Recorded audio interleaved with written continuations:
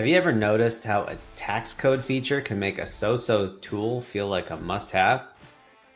Today, we're talking about 529 plans. Great branding, complicated reality. Let's give you and your kids informed consent before you lock money away for college and consider the difference between buying college and funding the future. Hey friends, it's Cory with More Than Commas. If you're new here, we help families make decisions based on indisputable math, independent scholarship, and real-world trade-offs, not media hype. Today we're asking a simple question with a complicated answer.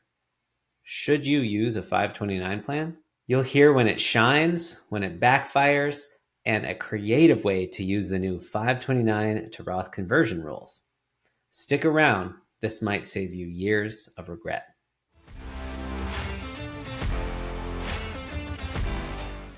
529 sound perfect.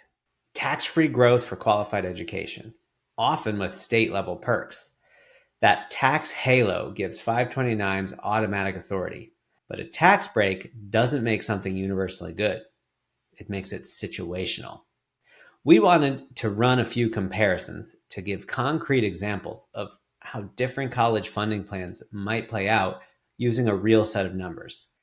I'm going to show some of these examples along the way, and I want to not get us too deep into the dollars and cents because this is one set of assumptions in a highly variable world. So I want to focus on trends more than pennies here. First, we modeled a family contributing steadily from a child's birth to age 18, with a total of $100,000 contributed, investing in equities early on and then shifting to lower risk in the final years before starting school. Right before college, the account sits at roughly $323,000. This is a taxable brokerage account, so you would pay capital gains tax as you pull out the money to pay for school, versus no taxes if you used a 529. Paying for 4 years of school and managing tax lots versus basis, you end up with around 14% of the total college costs paid in capital gains taxes. In a 529, those qualified withdrawals are tax-free, so that's a potential 14% win for the 529. But there is the other twist. Since no money was going to taxes after paying 4 years of school from the 529, in our example, there was about $64,000 left over. Parents have some options here. You can roll that balance to a younger sibling or let the balance wait around for grandchildren to roll it to, which is a long time for that money to sit around. Yes, it would most likely be compounding, but it also could be adding other value to a family's life over a shorter timeline. Cashing out the $64,000 remainder for non-education spending lets you take back your contribution tax-free, but it means ordinary income taxes plus a 10% penalty on the earnings. In our run, that left roughly $50,000 of the remainder you get to actually use. That is still looking much better than our original taxable account strategy with zero remainder, but that isn't the only alternative. And of course, our 529 scenario was designed with the most ideal conditions to really illustrate a best case scenario for 529s. But what if student loans could be utilized at a lower interest rate than the returns realized in the brokerage account? We ran a scenario where the family employs student loans to pay for school, letting the brokerage account grow for 4 more years, and then pay off the loans after college is completed. We used the same rates of return as the 529 scenario, and even though we used the current 9% federal parent plus loan rate, there was still $116,000 left over after tax in the brokerage account, after we paid for school. Yes, we are using historic rates of return from the best years the market has ever seen, but we are using those rates for the 529 scenarios too, and we are also using the highest federal student loan rate since the 1980s. There are better alternatives than federal loan rates too. Private student loans don't have the potential for loan forgiveness like some federal loans do, but private rates are also lower than federal rates right now.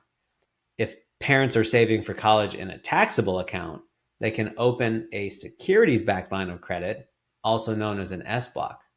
This is similar to a home equity line or HELOC on your house, but against the equity in your portfolio instead.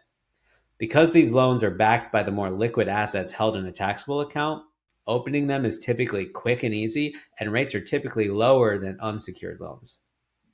Right now, in an environment where Parent Plus loans are at 9%, S blocks hover in a 6 to 7% range depending on the size of the account. Executing the same funding strategy with an S block, paying for school instead of a Parent Plus loan, would leave a smaller balance to be paid back, with more remainder and much less paperwork. You see, the biggest downside of a 529 is the removal of choice and flexibility. And choice and flexibility really matter in a world that is constantly changing and capable of throwing huge surprises at us with rapidly increasing speed. A taxable account can be tapped without penalties, can backstop emergencies with securities-backed line of credit, and can fund non-college goals, a home down payment, a business, or, brace yourself, even retirement. Let's name what most brochures don't. 529s tend to be a niche tool most beneficial for those already comfortable financially, and for the glittering wealthy, to paraphrase a term from Thomas Stanley's Stop Acting Rich. Look at lower income families who might qualify for significant need-based aid. They can accidentally erode eligibility by parking assets inside a 529. The money saved can reduce financial aid that was available precisely because of their income situation. High net worth families who already know it's a foregone conclusion that they will never qualify for financial aid may like 529s, but they're also the people most able to afford mistakes. For them, the platform constraints of 529s, like limited fund menus, only 2 allocation changes per year, and money stuck away for one single purpose, well, they're more of an organizational tool than a bug. Those families can make annual gifts to children and grandchildren into a 529, lowering their estate value, but still keeping control of the money and making sure their beneficiaries don't squander the inheritance.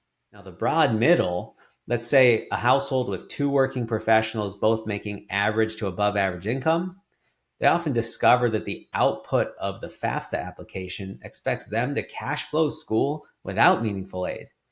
A 529 can help if their life stays linear, but life rarely stays linear for long. Also, higher ed itself is in flux. We see shifting demand, uneven enrollment, and pricing pressure on major universities. Taking all these things into account, betting on your family's cash flow flexibility and 4 perfect years of college usage is riskier than it looks. We're also generally not fans of prepaid tuition for the same reason. This episode of More Than Commas is brought to you by Sound Financial Group, where we help families and business owners build and protect wealth through clear, long-term financial strategies. Whether it's retirement planning, investment management, or navigating your overall financial strategy, we're here to help guide you every step of the way. To learn more about how we can help you secure your financial future, visit sfgway.com. You can run retirement calculations and download content to read in your own time. Now, here's a niche we actually like: using the new 529 conversion to Roth IRA pathfully, thoughtfully. Here's some rules you must respect. The 529 must be open for 15 years before conversions start. Dollars must be in the 529 at least 5 years before they're eligible to convert. And the lifetime conversion cap is $35,000 to the beneficiary's Roth, and annual conversions can't exceed the Roth IRA contribution limit for that year. Also, 529 to Roth conversions crowd out normal contributions and vice versa. So here's the strategy idea. Open a 529 now with a token amount, even $100, to start the 15-year clock ticking. Later, seed it intentionally so you can move a series of annual Roth conversions to your child, even if they don't have W-2 income that year, because this is a conversion, not a contribution. You're effectively front-loading a young person's Roth IRA space with tax-free compounding potential for life, and it works the best in the years where they wouldn't have been able to make their own contributions anyway. If college happens, Great.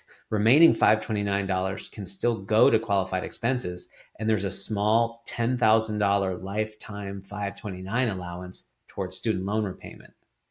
With this new 529 conversion provision, if college doesn't happen the way you planned, you haven't painted yourself into as much of a corner.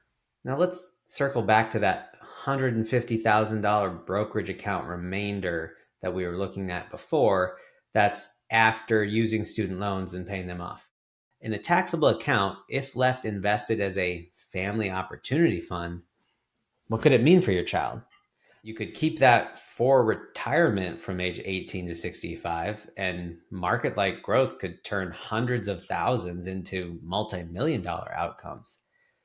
Now, that's a long time again for that money just to sit there. You could also keep it for housing, entrepreneurship, or other skills training. It buys agency and the freedom to pick the right path when the right path appears for your young adult. A 529 essentially forces an outcome. Spend this on school. And by the way, the bigger the 529 balance, the more tends to get spent on school. A taxable account says, spend this towards the best outcomes based on your best information. With that kind of structure and awareness of all the possibilities, a high school senior might make different choices. With that dangling carrot of all the alternate uses of money left over after college, that might lead them to make more economics-driven choices around their college path instead of chasing a fancy school for all kinds of reasons other than the value of the education at the other end of this first big financial decision of their lives. And of course, if any major surprises happen to the family along the way, that taxable account could provide the tax-free liquidity without selling via an S block and maintaining market exposure without any early withdrawal penalties. And there's no we're stealing from our kids' college guilt spiral. So when does a 529 make the most sense? When you're in a state with an income tax that allows 529 contributions to be deducted against your state tax, and that you'll actually invest the tax savings each year. We ran scenarios from states like Illinois and South Carolina using the same numbers we looked at today, and the compounding of that tax savings, if you actually invested it over the years, added up to an additional $20,000 to $30,000. Here's another case where a 529 makes sense. When you're truly surplus positive, you're fully funding your own sufficiency and retirement, and you want to earmark dollars for education, knowing that you'll accept the constraints. Or you want the Collegium Roth. You can start a 529 now to run small contributions through, then convert up to $35,000 over time to your child's Roth once the clock's 15 years and 5 years mature. Even then, treat the 529 as a tool, not a creed. For many families, will still pair a 529 with a taxable account to help preserve their choice. As a part of your college planning, you get to have a conversation with your teenagers to show them the real trade-offs. You could say, if we fully fund college from a lockbox account like a 529, you graduate debt-free. Great. If we share the load, some scholarships, some loans, some work, and keep this opportunity fund invested, here's what that could mean for you at age 30, 40, 65. This is the big kicker. By involving your kids in building the strategy for their future and using more than just the 529 to fund those plans, you can give them some of the best financial education they are ever going to get. The goal isn't actually to buy college. It's to buy choice and opportunity for your children's future, including the option to pivot when the world changes or the market shift or your child's path veers in a new direction. 529s aren't good or bad. They're just highly specific. If you're firmly in surplus and disciplined, or you want that Collegium Roth, a 529 may earn its keep. If you need maximum flexibility, a well-managed taxable account plus smart use of scholarships, work, and loans can outperform a 529 on total life outcomes. If you'd like help deciding, head to sfgway.com and we can put you in touch with someone to help map your numbers, your state rules, and your goals. If this reframed how you think about college funding, follow the show, leave a review, and share this with a friend who's staring at a 529 brochure right now. That's it for this episode. Now, get on back to building a great life.